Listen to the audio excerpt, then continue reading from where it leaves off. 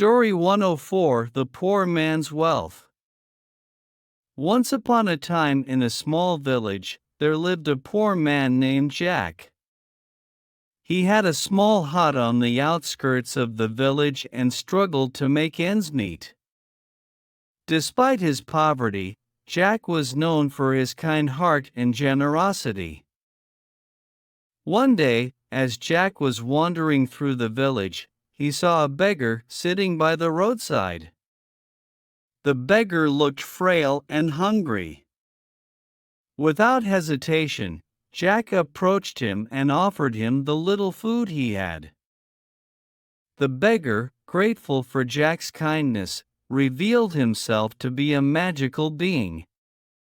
He said, "Jack, your heart is pure, and your generosity deserves a reward.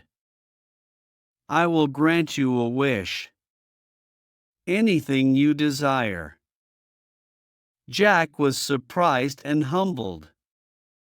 After some thought, he said, "I wish to have enough food to feed my family and a comfortable home for them to live in."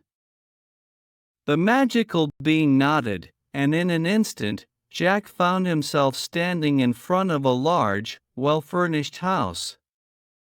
The aroma of delicious food filled the air, and Jack realized that his wish had come true.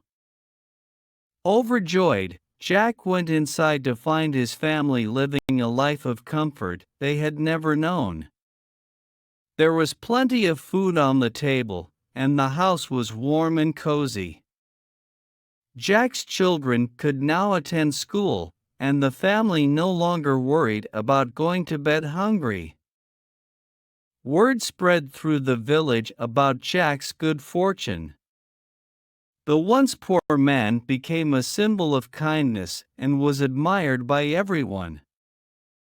One day, a curious neighbor asked Jack about the secret behind his newfound wealth. Jack, with a wise smile, said, "My wealth isn't in gold or silver. It lies in the kindness of my heart and the joy of helping others. That, my friend, is the true wealth." The news of Jack's wise words spread far and wide. People began to realize that true wealth wasn't always measured in material possessions, but in the richness of one's character and the kindness they showed to others. And so, Jack continued to live a prosperous and content life, not in terms of material wealth, but in the wealth of love, compassion, and the joy of making a positive difference in the lives of those around him. The end. Story 105: A Grandpa's Table. Many years ago, in a small town, there lived an old man named Henry. He was lovingly known as Grandpa Henry by everyone in the community. Grandpa Henry had a small house with a beautiful garden, but what made his home special was his dining table. Grandpa Henry's dining table was a large, sturdy wooden table that had been in his family for generations. It had seen countless family gatherings, shared laughter, and witnessed the passing of time. The table was more than just a piece of furniture, it was a symbol of love, tradition, and togetherness. Every Sunday, Grandpa Henry would invite his children, grandchildren, and even neighbors to join him for a hearty meal at his table. The delicious aroma of home-cooked meals filled the air, and the table was adorned with an array of dishes, from hearty stews to freshly baked pies. The family would gather around the table, sharing stories, laughter, and the warmth of companionship. Grandpa Henry would often share tales of his youth, imparting wisdom and life lessons to the younger generations. As the years passed, the table became a witness to the milestones of the family. It saw graduations, weddings, and the arrival of new family members. Each scratch and mark on the table told a story, creating a rich tapestry of memories. One day, Grandpa Henry's grandchildren asked him about the significance of the table. With a twinkle in his eye, he began, "This table has been the heart of our family for generations. It has seen joy and sorrow, but most importantly, it has been a place where love and connection are served in abundance." As time went by, the family continued to gather around Grandpa Henry's table. Even as the world outside changed, the table remained a constant source of comfort and unity for the family. When Grandpa Henry eventually passed away, the family continued the tradition of Sunday meals at the cherished dining table. They felt his presence in the stories shared and the love that permeated every corner of the room. And so, Grandpa Henry's table became a symbol of enduring love and the importance of family bonds, reminding everyone that no matter where life took them, they could always find solace and joy around a table filled with the warmth of love and shared memories. The end. Story 106: Ekalavya's Loyalty. Ekalavya was a young boy who lived in the ancient forests of India.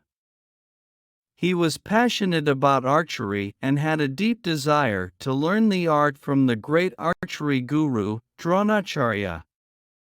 However, there was a problem. Dronacharya only accepted royal princes and members of the higher caste as his students. Undeterred by this obstacle, Ekalavya decided to teach himself. In a secluded part of the forest, he fashioned a clay idol of Dronacharya and considered it his guru. Every day, with immense dedication and perseverance, Ekalavya practiced archery in front of the clay idol, seeking guidance in his mind. One day, while Ekalavya was practicing, he heard a dog barking.